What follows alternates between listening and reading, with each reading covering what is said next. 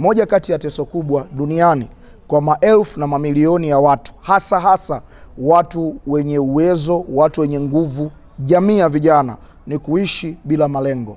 Liko kundi kubwa la watu ambao wanaishi bila mpango, wanaishi bila malengo, wanaishi bila focus. Wanakimbiza maisha as if hakuna mahala wanapojaribu kuelekea. So kama kuna teso kwa watu wengi ambao wako kwenye kipindi cha kufanya maisha, wako kwenye kipindi cha kuukomboa wakati, ni kuishi bila malengo.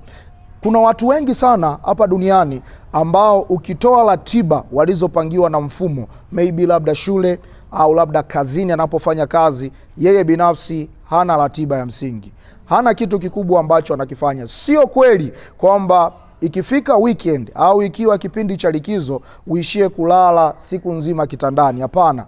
Kama unahisi kwamba umekosa kabisa kitu cha kufanya kwenye maisha yako, ni dalili kwamba hauna malengo, hauna mipango na hauna matarajio kwenye maisha yako. So swala la msingi unaweza kujiuliza, natokaje hapa? Tayari nimeshajua kwamba mimi sina malengo. Sina kitu kikubwa ambacho nakifukuzia. Focus yangu ya maisha sijui wapi nimeiweka. Natokaje kwenye hicho kitu?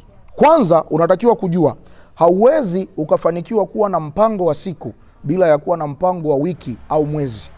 Lakini pia hauwezi ukajua nini una-achieve kwenye mwezi wako kama hautakuwa na mpango wa mwaka. Na hauwezi kuwa na mpango wa mwaka kama hauna mpango mirefu ya maisha.